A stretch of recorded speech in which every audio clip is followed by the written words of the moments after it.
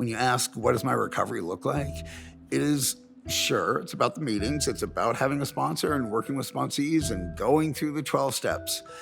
That right there is probably 3-4% of my weekly activity, and the rest of it is a life that is full of fun and reward and challenge and struggles and relationships and thrills.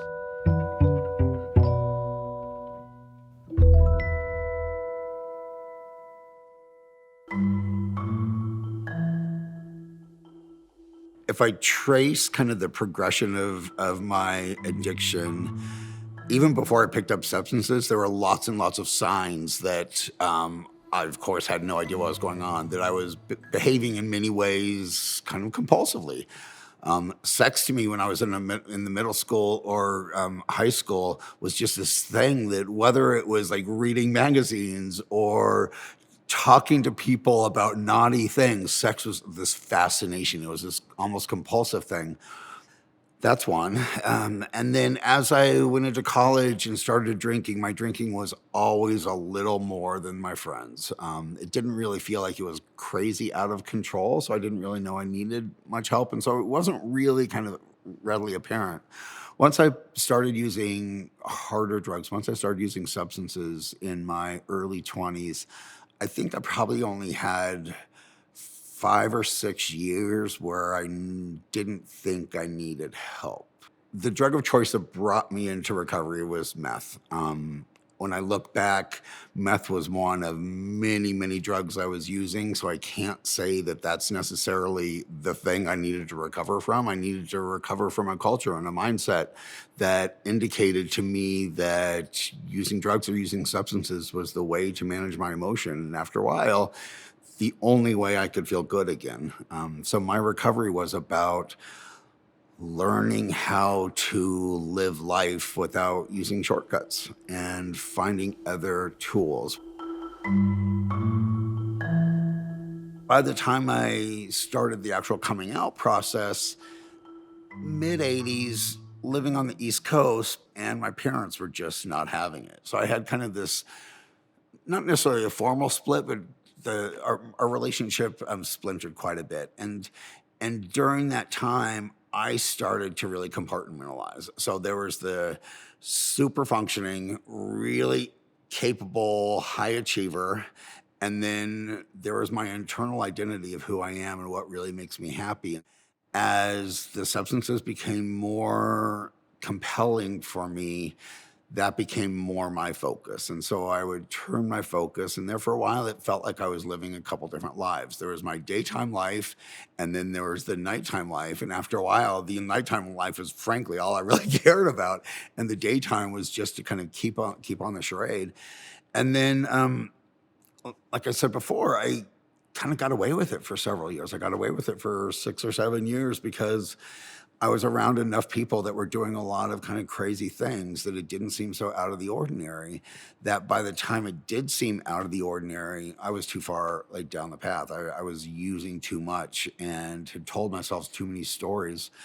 So rather than having two different lives, a daytime life and a nighttime life, I started losing jobs, and the nighttime life would become my 24/7 life. And I would think all I need to do is get back to that time when I had a daytime life and a nighttime life. So I need to get another job. I just need to get a job and things will be okay. And sooner or later, I would get another job and things were not okay.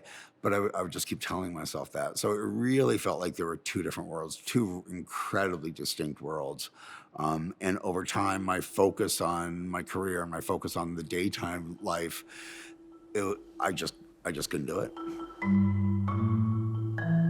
I went to treatment 7 times over 8 years, just doing the exact same thing, going to treatment, looking for help, saying I need help, and then not accepting the recommendations, going back to what I was doing. So when I think of milestones, therapy, psychiatry, and then this just wheel of treatment, not doing anything, treatment, not doing anything, treatment, not doing anything. And so my disease just got worse and worse and worse. And every time I returned to use, it was exactly where it was, just like all the cliches. I think a lot of the thinking's changed over time that you had to wait until you hit bottom. When what we know now is that's not necessarily true. There's so many changes that can happen earlier.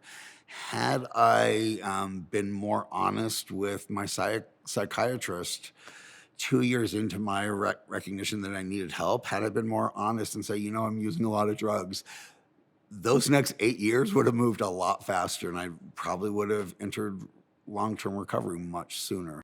Looking back, I wish I had done that. I wish someone had said, we don't have to make changes right now. Let's just talk about what's going on. That would have helped me through that process, but it's not on them. I was just really full of fear and full of shame. And whether it be because of the bipolar diagnosis and the fact that I was on that treadmill, or because of the drug use, I just felt like my life was getting smaller and smaller and smaller. And so kind of living in that hell was a really, really small mindset, and it was hard for me to see outside of that.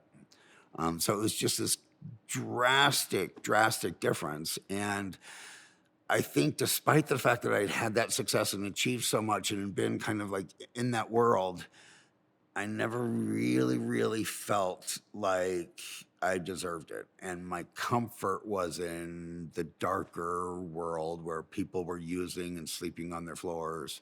And there were 12 people in a studio apartment getting high together. That's when I felt really comfortable. I was going to treatment centers surrounded by alcoholics who had kind of very heteronormative lives, and I just wasn't identifying enough. And so I wasn't allowing myself to consider that the stuff that was working for them would work for me. And so it wasn't really until I came out here and I was 42 years old, it wasn't until I came out here that I was able to be in an environment, not just a treatment environment, but the broader recovery culture, where there were a lot of people who'd had really good jobs, and there were a lot of people who'd really kind of struggled with understanding what their sexuality was, and there were a lot of people who'd gone through the same kind of sexual compulsive and meth-induced culture that I was emerging from. So there were enough people that I could just start to be really free about who I was, and that's been the thing. But I learned at an early age to keep different parts of my life very separate, to protect those individual identities. And it just created this internal system where I would jump from identity to identity depending on where I was, and never really feel like I was authentic. Looking back, maybe I had something to do with that, but treatment wasn't working for me. And so I was stuck in that mindset where I'm just going to be the person who's going to pass away in the studio apartment on Jane Street in the West Village and be found by my super. Because I didn't have any hope. And I think the hope comes from other people. I think it comes from having a little hope yourself. But it's so much easier to say that than get it, right? And so we know that folks who are going to find that hope have to kind of let go of the preconceived notions just a tiny bit. I had to let go of a little bit of preconceived notions about what I thought I was and who I was and what was going to work for me and not. I mean, my worldview was really small. In recovery, I'm getting exposed to so much more. So I've met performers with much more ability who are doing much more interesting things than a lot of the people I met when I was having my kind of glory days. I've met people who are just really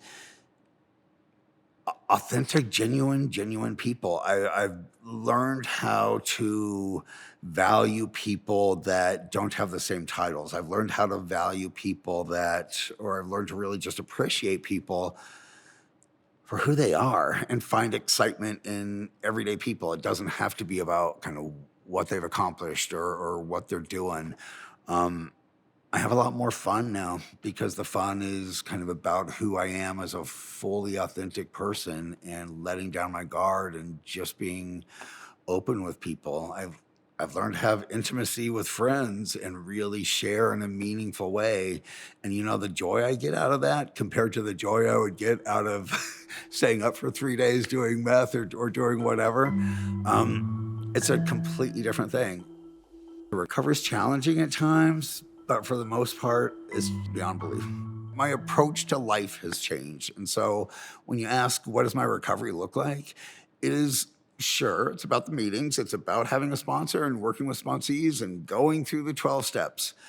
That right there is probably 3-4% of my weekly activity, and the rest of it is a life that is full of fun and reward and challenge and struggles and relationships and thrills, all because of that 3 or 4% of discipline that I still believe I need. And I mean, how great is that? Recovery is vibrant, recovery is thrilling, recovery is challenging at times, but for the most part, it's beyond belief.